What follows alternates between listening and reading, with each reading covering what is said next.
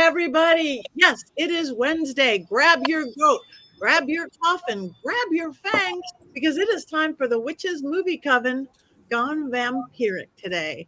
This week we are doing Dark Shadows, the 2012 version with Johnny Depp. And I'm Patti Negri. I am one of your hosts. And let me pass it on to Heather, and we're going to go in a circle. Okay.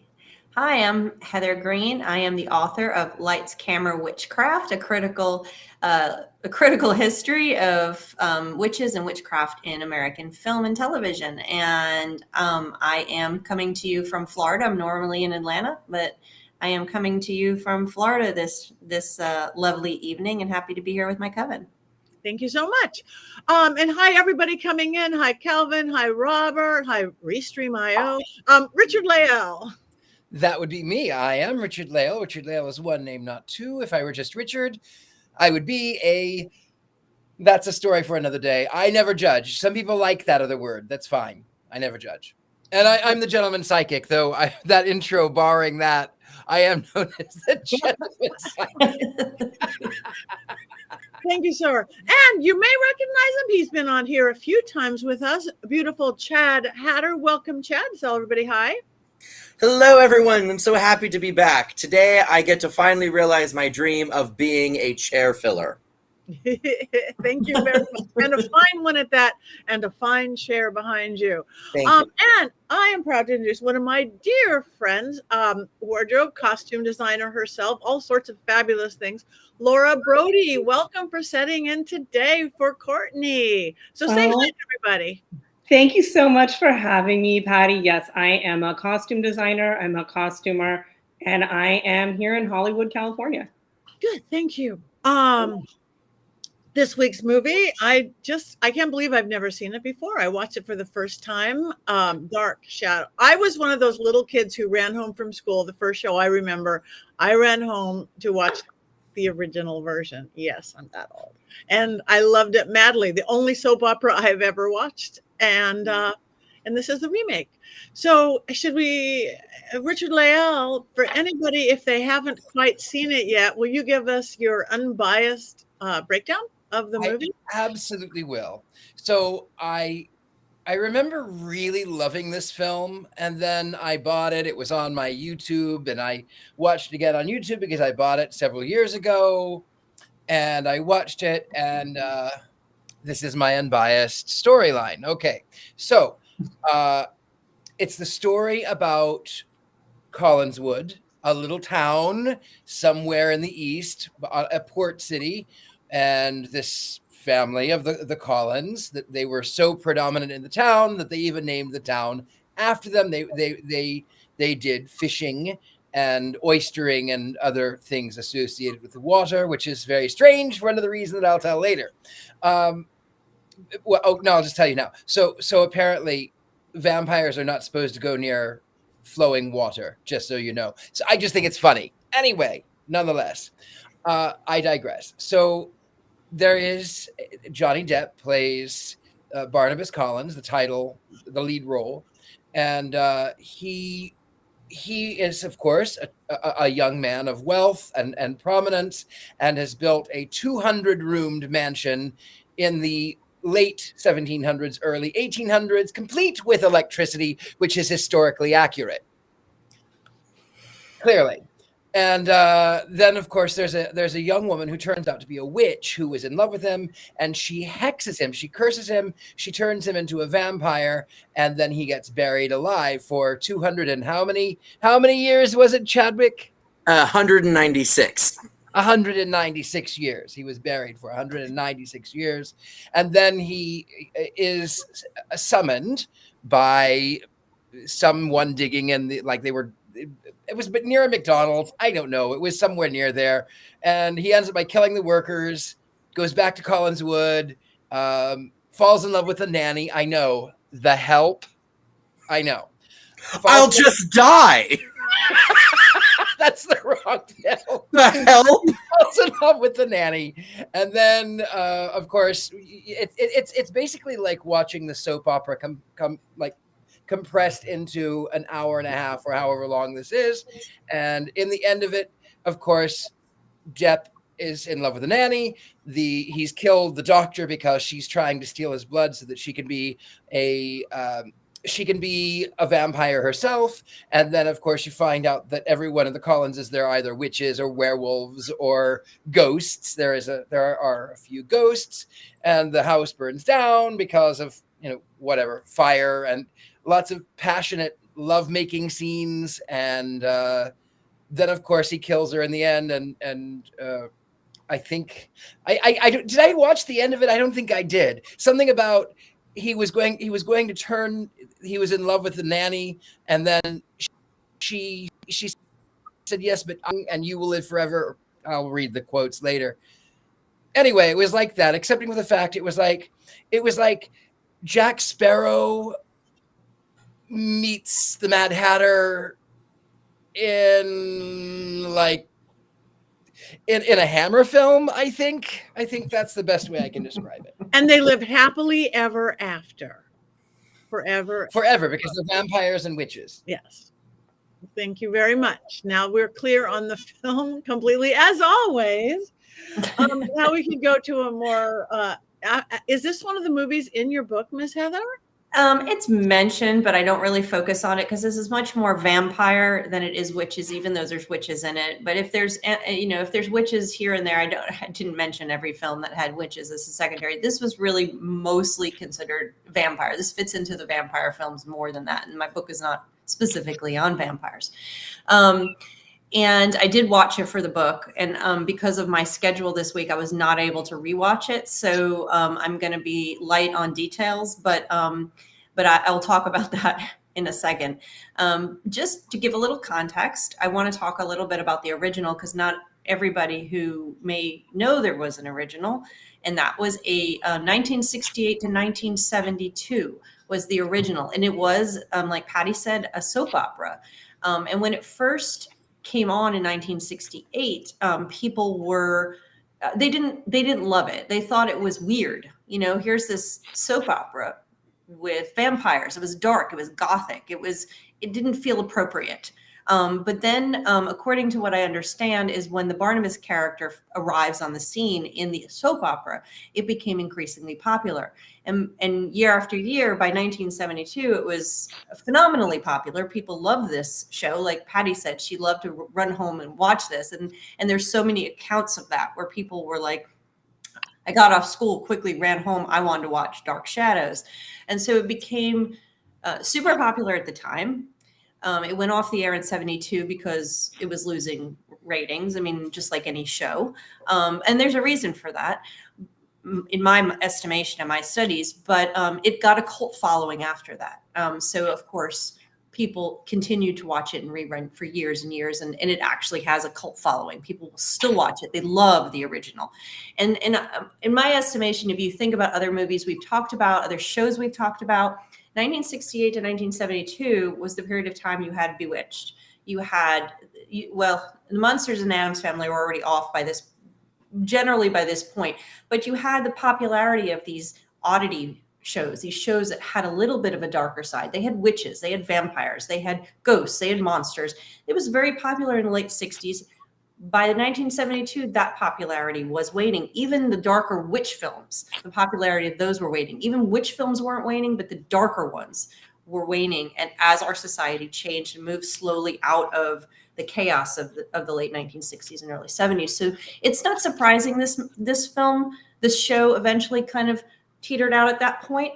But what's interesting is that the 2012 movie, missed the boat when it came to the popularity of vampires in film later, because the vampire craze that happened in 2000s was a little bit earlier. By 2012 and 2013, you have the popularity of witches. Vampires were a little earlier. Vampire Diaries, Twilight.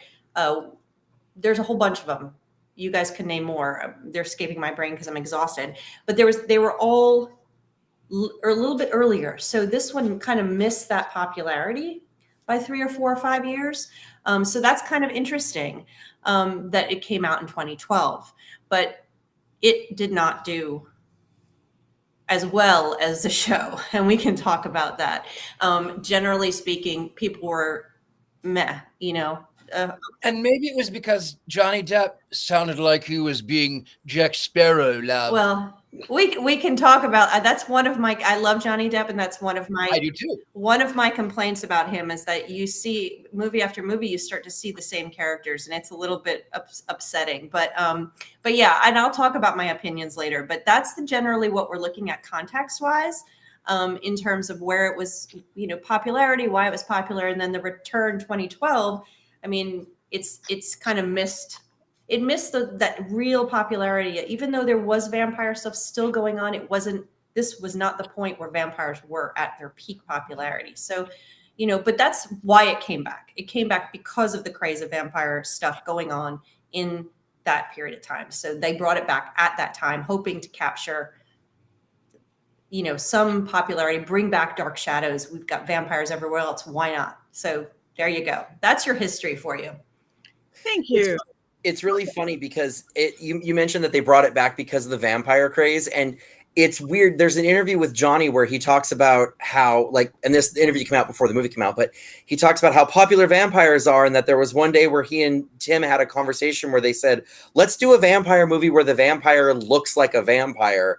And I love the implication that they were just annoyed that all these vampires were so young and hot and none of them looked like corpses, like what a vampire is supposed to look like.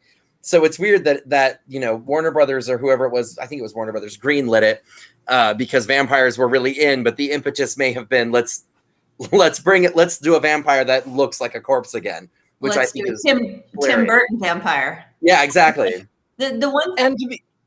Oh, I'm sorry. Go ahead. No, I was just going to add real quick, just adding to that in the look of the vampire. When I talk about witches, I always talk about how they are related to female sexuality and female empowerment and all these things. You see this throughout my book, vampires tend to do the same thing for men in many ways, and that's why you find sexy witches and then sexy vampires. It's vampires almost not entirely the same, but serve the same purpose in some ways. For male characters, they serve that kind of, and it's, you go back to the literature as well. There's a component there in the vampire that serves the same purpose as the witch can serve for women. So that's an interesting extreme. That's like a dissertation topic. So I'll move on. I was going to say, now that I've got my sporting new hairstyle, you see, I love it. Yeah, I like it too. It was just for fun, and then people started liking it. But the funny thing is, since I've been doing this to my hair, I've dressed like this for a long time. But people, I'll go down to the French Quarter, and people will say, "Oh, Count Dracula," and I go, "No, I am not a count. I am not Dracula. Thank you. I am not. I have horns." And I don't know why I get offended because I mean, really, Dracula has always been. Vampires are supposed to be really sexy, right? Yeah. I have to say, it's a compliment, but I think why you're offended about it is that they're not seeing the horns as what they are. They don't understand what Dracula looks like and how that's not what you look like with that hair. Not only that, but also the only Dracula vampire seen with anything similar was Gary Oldman in Dracula. That when he was young Dracula with the long hair. But I don't get it. Well, I don't think the passersby in New Orleans know this information, but the other Dracula with facial hair is Edward Gorey's. If you look at the Edward Gorey illustrations of Dracula, he's got a mustache that comes all the way down to here, and it's no other facial hair, just this big porn stash that is so fabulous and elegant. Yes. Maybe your horns need to be bigger, Richard-Lael. Maybe I'll just let my hair grow a little bit. It's a little subtle. And who's that?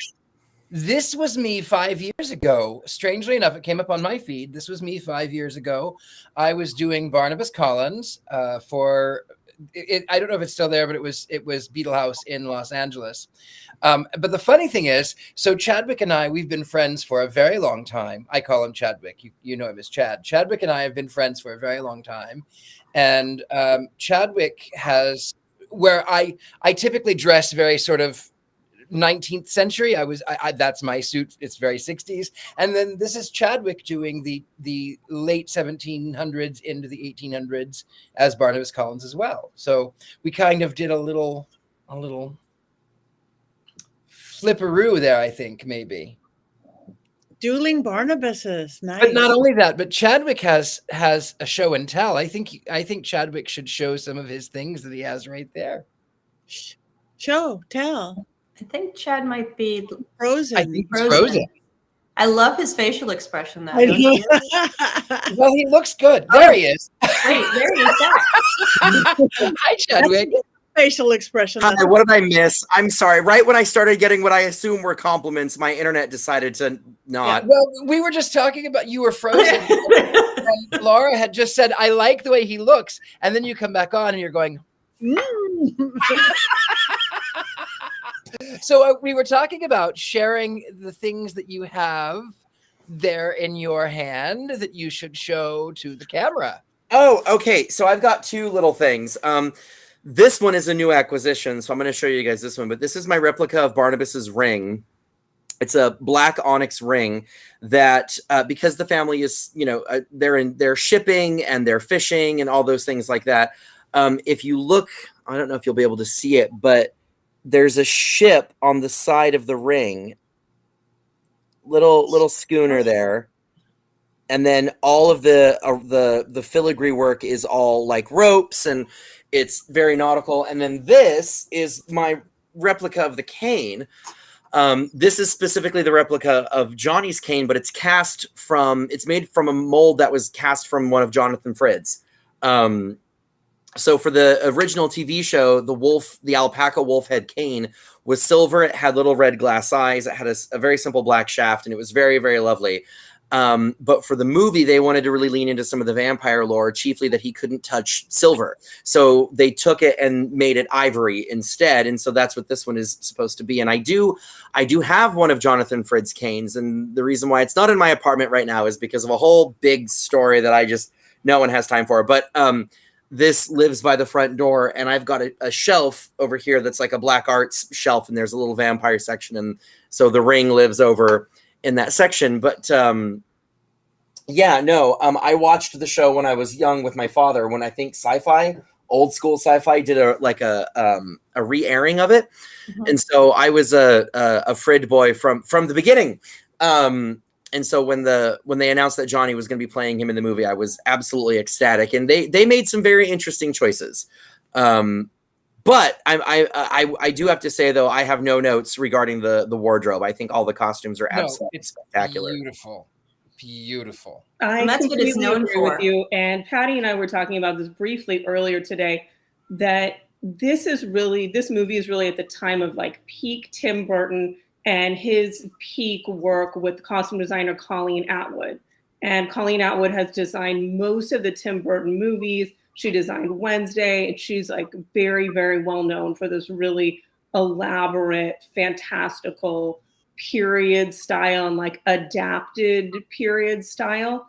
And I feel like Dark Shadows just exemplifies how like spectacular her work is, seeing all the characters together and to see how each one of them is so specific and in their own time. That's what I was saying is that that's one of the things this is known for being a beautiful film, costuming, and Tim Burton is obviously known for the beauty of his films. If nothing else, even if a film isn't successful, it's always beautifully spectacular. The set too is also spectacular. The house. Now, again, the choice to make it was a 200-roomed mansion. I mean, in what, 1790 or something? Come on. I mean, even the Titanic financier, his home only had 100 rooms. So, I mean, come on, 200 rooms. Come on. A lot of fish. A lot of fish. A lot of fish. But it was beautiful. It was absolutely beautiful. And I loved the thought that everything, even the things that you can't see, they're all nautical themed because that's where the family had made their money. And the chandelier was an octopus. And even though, again, you would not have an electric chandelier in an 18th century home, you wouldn't, because you wouldn't have electricity for another almost, 200 years almost? Well, 1780, 1900 about. Well, anyway, you wouldn't have had electricity, but it was beautiful. I loved all of the intricate details. I loved even the pattern in the tiles were supposed to look like waves. It was beautifully done. I think we lost Chadwick. I think we did. We lost him. Hopefully he'll come back. We've lost him. Well, I will just go for my little lay person, because I don't like to watch. I'm very bad at this because I don't like to watch movies as a critic. I just want to become an 8-year-old child who gets lost in it. So, and I completely did. It's not one of those I was going, these are bad acting, these are anything. I liked the characters. I played with the characters. Again, beauty beyond beauty beyond beauty of the costuming, of the set, of the tableaus, of literally everything looked like a painting to me, without the waves of water, the this, the that. He's always frozen, so funny. We need to have clips of that saved. Clips of that. Anyway, so I had never seen it before, which surprises me that I had never seen it before, but not really. I was surprised all the people in it, Michelle Pfeiffer, and I'm just like, oh my God, how did I miss this for this past 10, 12, whatever years that is? So I thoroughly enjoyed I don't have any bad comments about anything. Electricity, no electricity. I got involved and they lived happily ever after. That's all I have to say. I happen to love the glasses that were used. Now, I have two pairs of these. These are not the ones. I have the ones that are in the film are blue, and I have them, but I forgot to put them on until just now. But if he was interned in, when was it, 196 years or whatever it was. So at some point at the turn of the 18th into the 19th century, there he is again.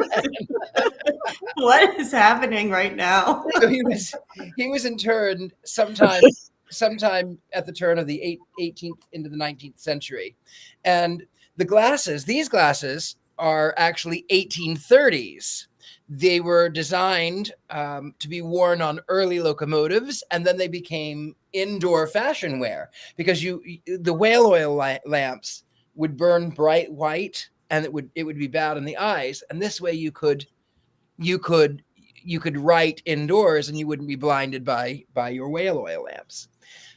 So I love that. But also these glasses, yes, Johnny Depp wore them in Dark Shadows, but so did John Aston as Gomez Adams in the 60s. Claude Rains as the Invisible Man. Vincent Price in The Tomb of Ligeia. And I can forgive the fact that they were some 30 or 40 years into the future when he was interned, but I still love it. Perfect. Well, I'll just step in and say that, this, like I said, I was not able to rewatch it, unfortunately, because of my schedule. And I did watch it when I was doing my book, and I have very surprisingly little to no recollection, even with the research to refresh my brain, which is very unusual, especially for a Tim Burton film, because I love Tim Burton. And I do love Johnny Depp, and I appreciate it. So the combination and the everything about it, literally no recollection other than how pretty it was. So, and I adore vampire films and books and all the things. Interview with a I'll jump into any of that, but this one just, and that is very disappointing, but it also tells me something about the film. It was unmemorable. And for me, unmemorable is the worst thing a film could be. I'd rather hate it. And if I was, as a filmmaker, I'd rather make a film that people hate or love and not forget. So that's kind of where I'm sitting right now. Welcome back, Chadwick. Is he frozen or is he? No, he's moving. He said if it knocks him out again, he says he's going to bow out. But he's still there. He's still there. No, you're moving. You're Chad, moving. you're Chad. moving. Say something. Can you hear me? Yes. Yes. Jesus God, man. Okay, so the sunglasses, yes, they're double D sunglasses, but the ones that Colleen Atwood had made for the movie were oversized because the real ones are actually quite small. 5 minutes to say that. All of the gloves that Johnny Depp wore as Barnabas Collins when he was out in the sunlight were made by Dorothy Gaspar, and he had a second ring that was made larger than he could wear over the top of the glove. I'm contributing, damn it! You are. You're contributing more than you know. Well,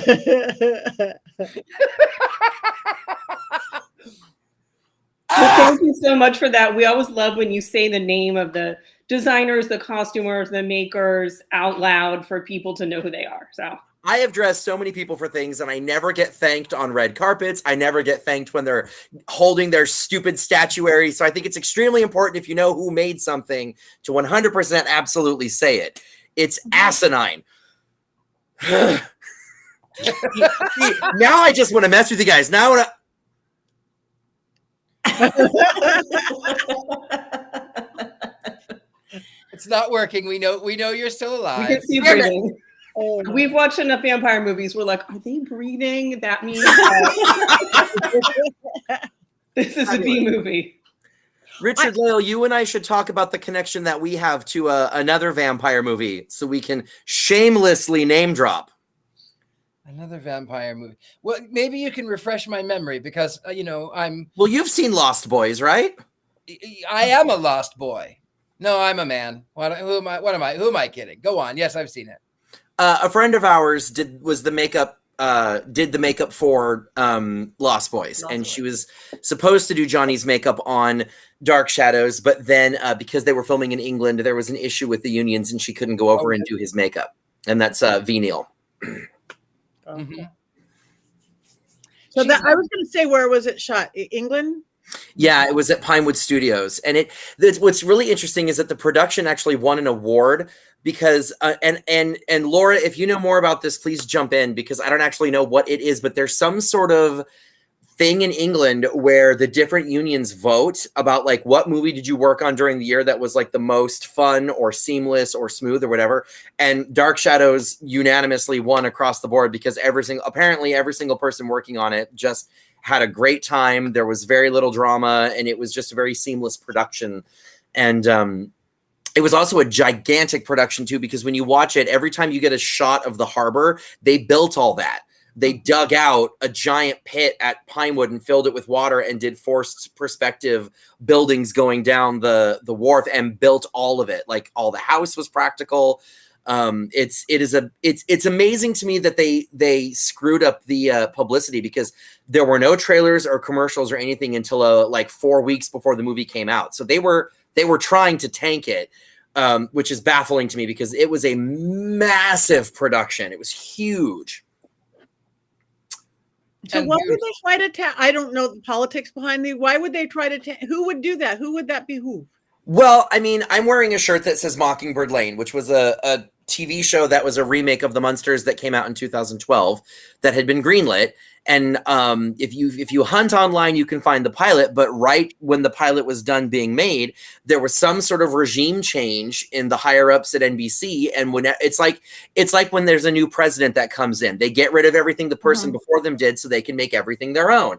And there was some sort of regime change where someone who came in was like, that's not what we're going to be focusing on. We're going to focus on this, and this is going to be our moneymaker, and blah, blah, blah, blah, blah, blah, blah, blah, blah.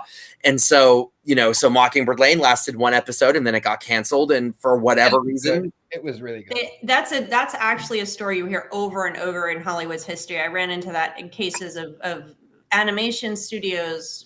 The new head comes in, and they just rush out projects that were there to get them out, or they cancel them. So that makes complete sense. That is something that happens regularly for decades and decades in Hollywood studio history. So I would not be surprised if that was one of the reasons. Laura, have you ever been completely like 95% done with a project only for it to never shoot?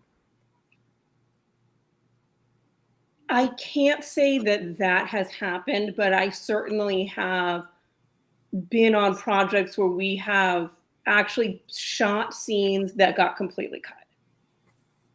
Oh, and on that same vein, there is a version of this movie on a cutting room floor somewhere that makes way more sense than the final one, because I heard it through the grapevines from some friends who edited it, that the whole thing about the daughter being a werewolf was hinted at the whole way through, and they cut it. And there were all these other scenes and all these other like elements of it that set up the way everything was kind of happening, and that the studio just came in and like chopped it to pieces. And there's apparently a much better film somewhere. Well, thank you for sharing that. When I just did my rewatch earlier today, the very end of the movie, the plot started like getting a little nonsensical, and I was wondering where some things were coming from, to be honest. There's one other story that I have about it, which is there's a scriptwriter by the name of John August who is largely brilliant. Richard-Lael, you've seen his work for sure because he did the adaptation of Charlie and the Chocolate Factory for Tim Burton. But he was originally approached to do the script, and he wrote and delivered one that he has talked about in interviews, because obviously he didn't do the script for this movie. But the one that he talks about was, I'm heartbroken it didn't get made, as a fan of the original show, because he said that it was a drama, and it was more like, he said it was like The Godfather, but with Barnabas being at the center of everything. And that's the way he describes it. And I'm like, I want that movie. Like, as fun as the goofier moments of this movie can be, when I think about the sets and I think about the costumes and I think about this particular cast doing something dramatic instead of like campy 70s, it excites me to wonder, like, if I ever get the chance to meet him, I'm going to ask him if I can read it, because I would love to know what he had cooked up. Yeah, that would be. I want to go with campy. I love the music in it too. The from the 70s or whatever that era was. And Alice Cooper. I would get that soundtrack in a second and love to be playing that music, and how they portrayed all the hippie people and all the people of the day. I loved it. Loved it. So Alice Cooper, I have another story. I'm so sorry. It's one of my favorite movies. I'm so sorry. But there's an interview with Alice Cooper where he talked about how when he came in, they kept saying, well, we're gonna digitally, we're gonna de-age you. We're gonna take out some of the wrinkles and we're gonna make you look younger. And he's quoted as having said that during the 70s he was strung out on so many drugs and so much alcohol that he looked worse in the 70s than he does now. So he was like, leave it. Don't touch it. Just leave my face as it is. And so that's why they were like, okay. And they just didn't. That's and I wish I could have been in the workroom when he came in and met with Colleen Atwood and laid out all the pictures of his leather daddy outfit for her to rebuild. Yeah, me too. I've only interacted with her once, but she's possibly the scariest woman currently living. I'm not sure I would agree with you, but she definitely is very powerful. Oh, yes. That's for sure. I met her at Comic-Con this past year as I volunteer with my union, the Costume Designers Guild, on our Comic-Con committee. And she was one of our guest panelists. I was supposed to be at that panel and my Uber driver screwed up, and so I wasn't able to make it because my buddy Philip was on that panel.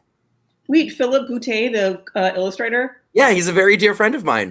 He's delightful. I'm a big fan of his. Yeah, no, I spoke to him earlier today, as a matter of fact. I'm sure he's at the Costume Designers Guild Awards today.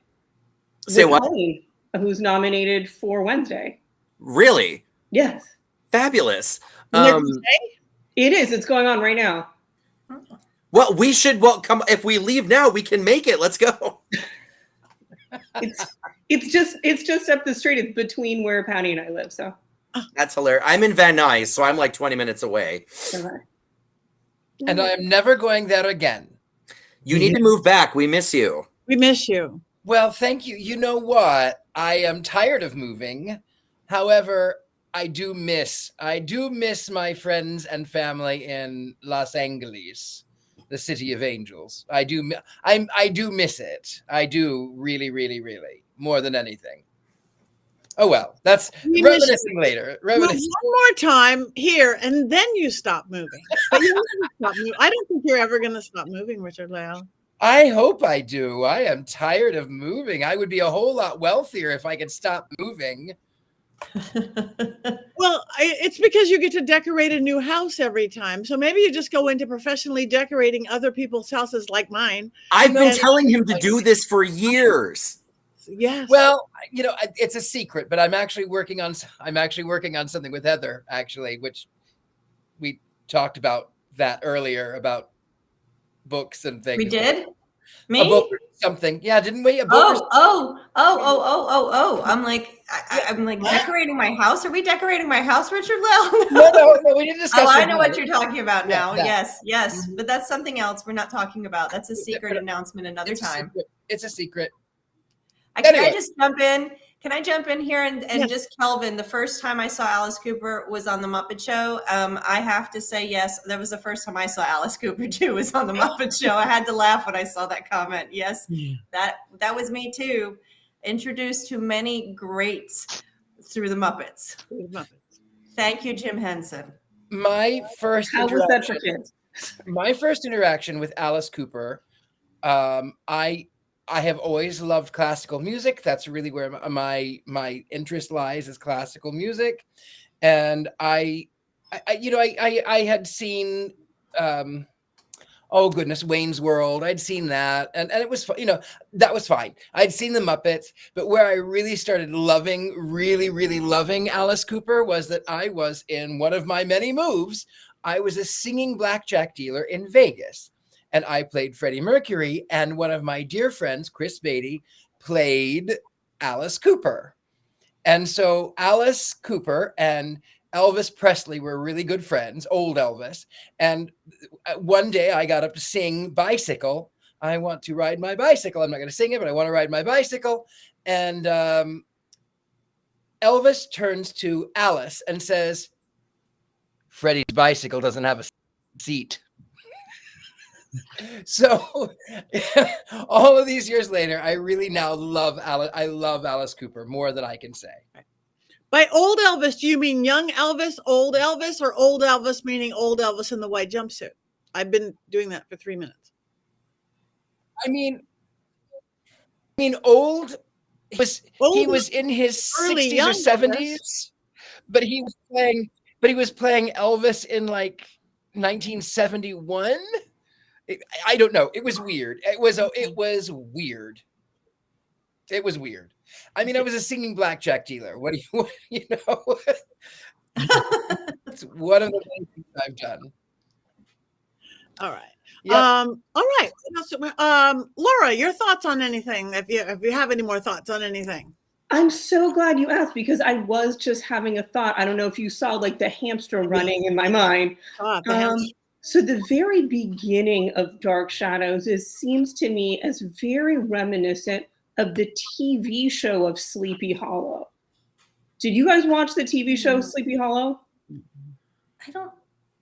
I'm aware of it, and I am aware of the concept that the Horseman is one of the Horsemen of the Apocalypse, which I think is brilliant.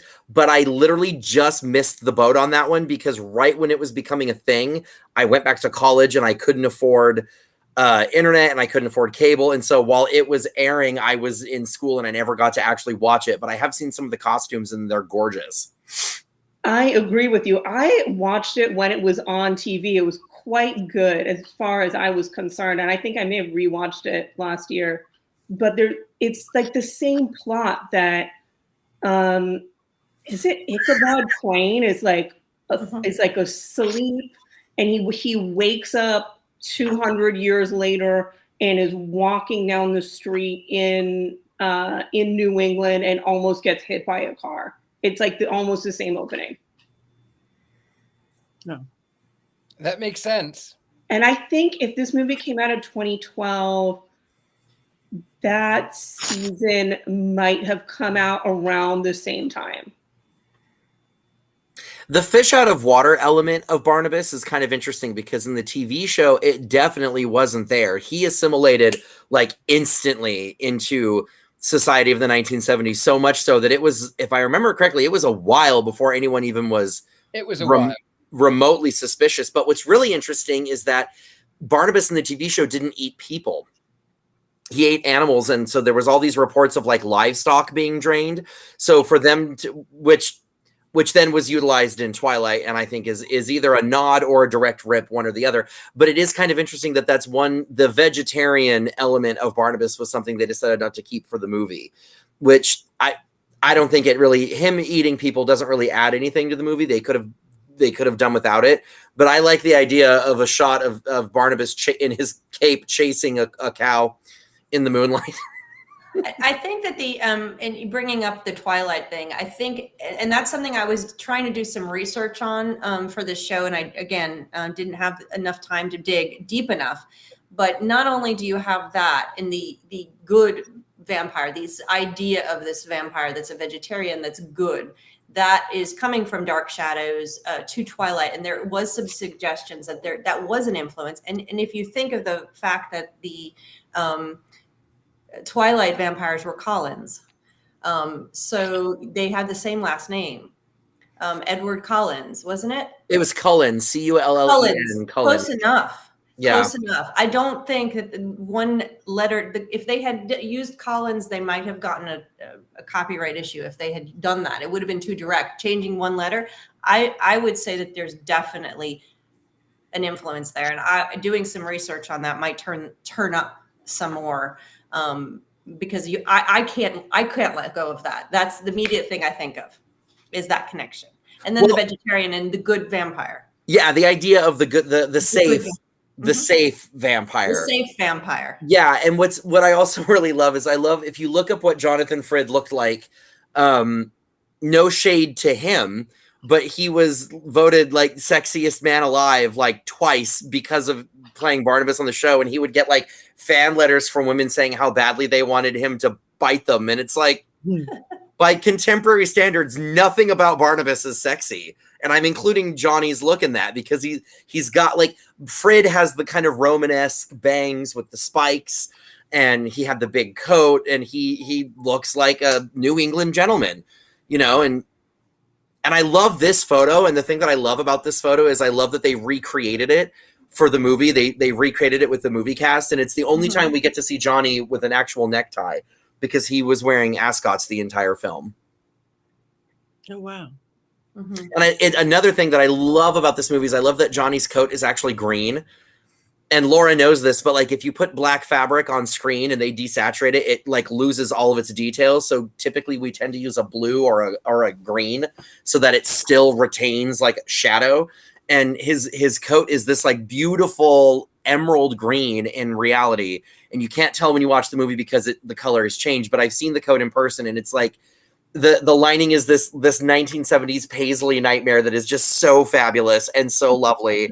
And oh God, I have a replica of the coat that I made in college, and it's just, I love the coat. I love Barnabas's coat. Whoever's idea in the 70s it was to put him in Inverness, like chef's kiss to them. To be honest, the Inverness coat is something that is always a vampire costume. There's like some things that are just tropes of vampire costumes, which are Inverness coat, ascot, and like the medal around the neck. The medallion. Like that's what we always think they look like. Absolutely. And you're totally right about the like black color getting eaten up on the screen. I remember I worked on season 1 of Interview with the Vampire, the most recent one. And when we were doing Louis's funeral outfit, there's like this very, very long sequence where he goes to his mother's funeral in New Orleans and then has like this crisis and goes to the church. And because he's in a funeral, he has to be wearing black. But because we know he's going to be outside, we had to try to make it like less black and did like a shadow stripe on his suit. Amazing. Say more. And we had to make like 8 of those suits for him and his stuntman to do that big scene in the church where they kill the preachers and get covered in blood. And that was like what we did on every episode was who are they going to kill? Romantic. How much blood are they going to get covered in? How many suits do we need? Wow. Another freebie. So much fun. The behind the scenes aspects of movies and how they're built with the costuming and the set builders and the prop people and all that stuff is so endlessly fascinating when you dig into it. So, applaud to you for doing that. And like you said, naming them, because some of the best stories that I love digging in and why I became a film historian, one of the reasons was to dig through those stories, find the things that you guys were doing behind the scenes to make it look the way it does, because those are important. Everybody's adding so much to these characters, and the only people that get the names are, you hear the director. But, like you were talking about scenes getting cut, the editor actually, if the film director doesn't have enough clout, the editor is the one who's going to make that film and tell that story. I wanted to be an editor. I wanted to be a director. And then I wanted to be an editor. Then I wanted to be a producer when I was in film school. That was my trajectory slowly. And that's pretty much it. But I loved editing, and that, having stuff cut, these people make there's fabulous stories behind the stories. So that's what I'm trying to say. So, this stuff you're sharing is amazing. When I moved to Hollywood, they were filming Gangster Squad on Hollywood Boulevard, and they had the green screens that have the old 30s building. It's beautiful, right? All these old cars up and down the streets. And I said to the universe, I said, I want to do that.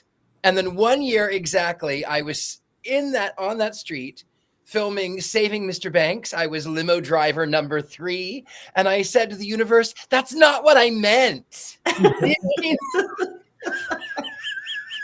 Patti says you have to be very specific. Very specific. I mean, to be fair, I was doing exactly what I had said I was going to do a year before, but it was not what I thought. Manifest. I am stuck on a vegetarian vampire, didn't eat people, eat animals. I think animal activists in this day and age would get more mad about you tearing up and chasing animals and eating people. Just saying. That's because people are terrible. You do make a point. And also Louis in Interview with the Vampire is well known for eating rats. Yeah. There's that great line in the first movie where Lestat says, to find you, Louis, I need only follow the corpses of rats. Oh, the shade. Anyway, I guess we don't have a Mankey Minute today. We just sadly don't have a Mankey. But do we have any quotes, Richard-Lael? Do have some. I'm going to do my best, Courtney Buckley. Okay. Wait, let me see. That's me. First, you have to say, that's me. That's me. There's. I'm sorry, it's not a hoodie. It's the best I can do, under the circumstances. Okay, let's see. Angelique, I'm going to make you an offer, Barnabas. My last, you can join me by my side and we can run Collins Sport together as partners and lovers, or I'll put you back in the box. Barnabas, I've already prepared my counter proposal. It reads thusly: you may strategically place your wonder on my posterior and kiss it repeatedly. That was one. Let me see. What's this one?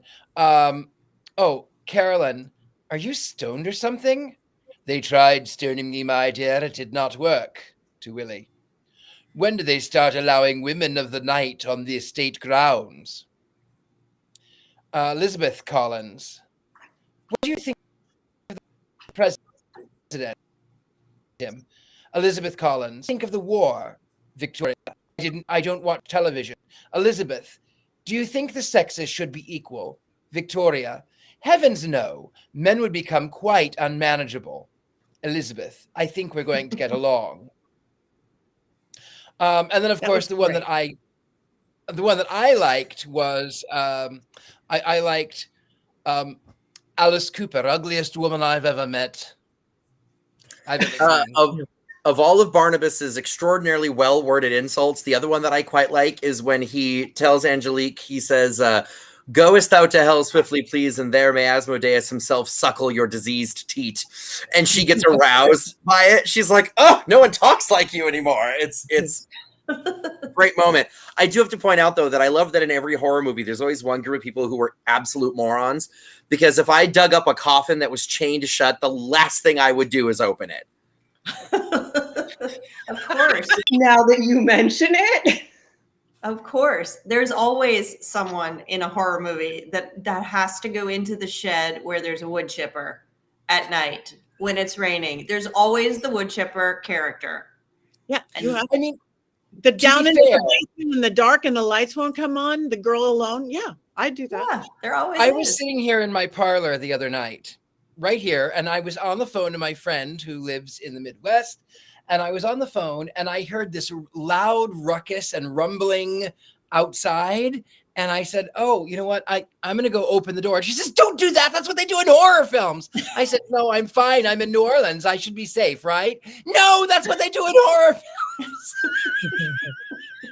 It's a scared in the long pot. It's a scared in the long pot. We just send Courtney down. Right.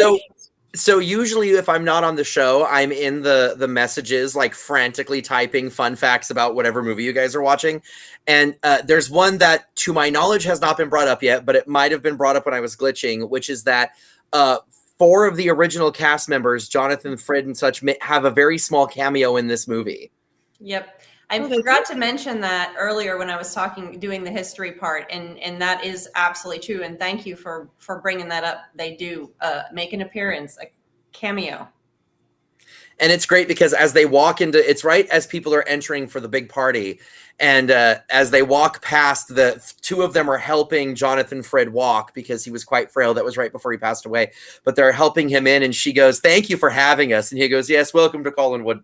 And it's such a cute little moment. But there's a story on set that when Jonathan Frid saw Johnny Depp for the first time, he apparently was like speechless because Johnny's look is way more extreme than what Jonathan Frid looked like.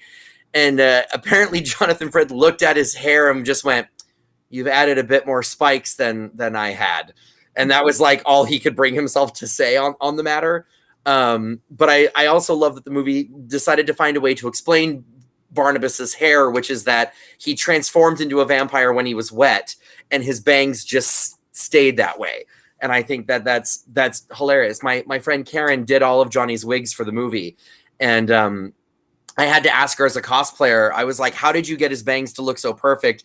And I would ask her and I would ask her and I ask her, and she would always just kind of grin and never really give me an answer. And then I found out recently that they glued them down to his forehead to make sure they would never move. So like from here all the way across, everything is tacked down. They're like shaped with glue and then tacked to his head so that nothing moves. And I just think that that's just so lovely. This is the most delightful hair continuity technique I've ever heard of. What we really want to do is just glue everything completely down and then go to craft services. Exactly. Fabulous. Nothing will change. And I wonder, I have to ask, I have a photo of Johnny that was one of the makeup tests that I don't think is out on the internet. That was a less extreme vampiric look for him. I'm going to see if I can find it. And if I can, I will show you guys. Richard-Lael, darling, if I send it to you, could you bring it up on the screen? Do you have that ability? To our producer, if you send it. Oh, fabulous. Okay. Talk amongst yourselves. Show it on the screen. Just show it on the screen. If you have it, just show it. Okay, I found it. So this was one of the looks. Oh, you can't see it. Hold on. Yeah, we could. We saw it. Did you see? Okay, so. Yeah, he's not as hollow. Yeah, it's oh, sweet zombie Jesus. That's trying to get closer to the show. That looks closer to the show to me. Yeah, it's not as extreme. He doesn't have the red around his eyes. Let me see. Hold on. Richard-Lael, I'm just going to send it to you. No, don't, because we are at time. Oh, we are. Oh, you'll have to forgive me. I only think about myself. Okay. Okay. We have to vote. Wands up or wands down on. Wait, where'd my wand go? Oh, right here. Wands up or wands down? I'm going to do wands up. You have a wiggly Mine- one, Richard-Lael? Mine is a little wiggly because I want to love it. I love it's beautiful. I love the music. I love the actors. I love the costuming. I love the set. I love so much about this movie that I love it. But then when Johnny Depp says the as or these and thous, like he's in 16th century England as opposed to, whatever. So it's I have some issues. So it's a wiggly wobbly timey wimey thing. Wiggly wobbly wand. I am up. Chad is up. Laura, is that up? That's up, right? Laura's up. And you are a halfway magnifying glass, Heather, and Wiggly. In the chat room, we have wands up, wands neutral, wands up. And for the first time with my first wand, wands up. Go Colin. Wands up. So wands up are winning on this one. I think it is just too pretty. The music's too good. The costumes are too good to not be up. I'm no wiggle here. No wiggle here. And I do have to say that the house, no notes. It's my dream house. I would live there in a heartbeat. Me too. Horse I crop love up. Warren, horse crop up. All right. What are we watching next week? Princess Bride. As you wish. That's going to be a quotable one. I think everybody's going to have quotes. All right. So next week, everybody watch The Princess Bride. Does anybody have anything coming up that if the people can watch or see or go to? Oh, wait, me. Where's Patti? In first March 1 through 3, come join me in Vegas for a real witchy weekend, doing 2 seances, workshops, classes. It's great. I'm moving then to Arizona, and then I'm moving to Romania because now that we're all into vampires, join Father Sebastian and I in Romania. There's way more than that, but go to pattinegri.com and find it. All right, that's me. Next. That's me. I'm not Courtney Buckley, but that is me. Book readings, commission paintings at the Gentleman Psychic. I am here in New Orleans. If you would like readings, I do them in person. I do them all on video. There are lots of fakes. There's lots of fake me's out there, but I will always be the real one, whatever that means. Anyway, the Gentleman Psychic, all the medias of social, all of that. Heather.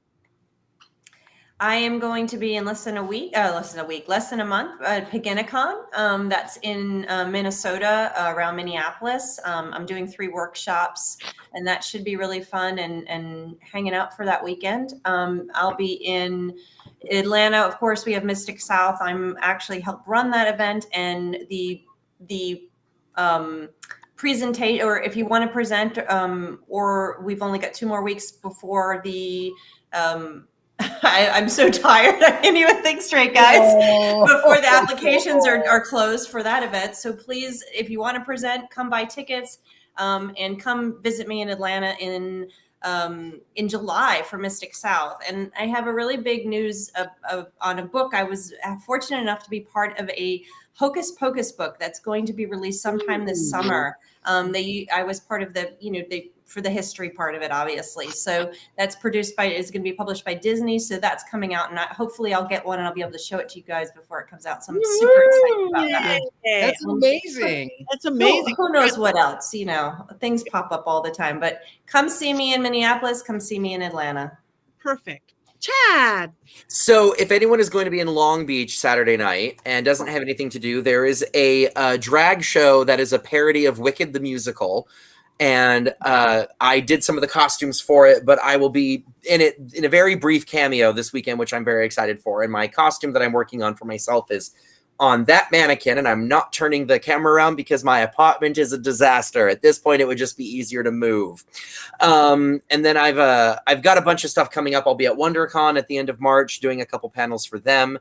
And then I'm judging a speech competition for like the entire state of California in Redlands in April. But that's for like high school. So I don't think you guys can come to that, but I'm excited to be a part of it. And at the moment, that's all I've really got going on that I can talk about. But hopefully in a couple of months, I'll have some more, fun things to kvetch about. Thank you. And Laura, again, thanks for jumping in very last minute. Thank you. Oh, well, thank you so much for having me. This was so much fun. And I actually have something to share as well. If you're in Los Angeles, I am going to be at the premiere viewing and reception for a short film I was the costume designer on.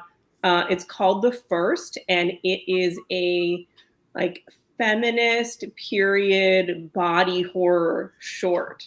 So that's going to be on March 14th at 6 p.m. at the Harmony Gold Theater, and it is open to the public. We're going to have a panel after talking about the experience of making an independent horror project.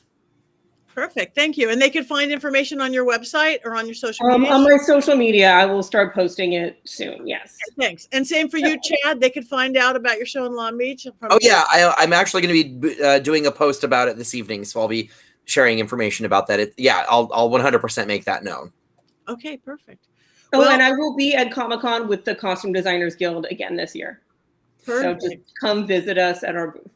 So there's a row of ribbons over there on my wall because my friends that I dress always get hall ribbons from you guys. Yeah, you get the Hall Costume Awards. Oh We my do. God, I love it. This is like our consistently. favorite thing to do. So No, it's wonderful because some person comes up to you, compliments your outfit, hands you a ribbon, and then disappears mysteriously into the crowd. It's fabulous. We did a big Wicked group because pictures leaked from the movie, and so we replicated some of the pieces, and I got to be a monkey, which I highly recommend. But we had this big group of flying monkeys, and we had witches, and we had wizards, and we were given a bunch of ribbons, and it was wonderful. And I've never actually gone to the costume design booth because I'm always busy working other things. But like I'm hell bent to make it there this year. So you just come say hi. I will. I'm going to come and harass you. You won't be able to come harass all of us. We go down there to talk to everybody. It's wonderful. I love it. I absolutely love it. Go harass them. And on that note, we are a little over time. We have one more thing to do because we are witches. 1, 2, 3. Yay!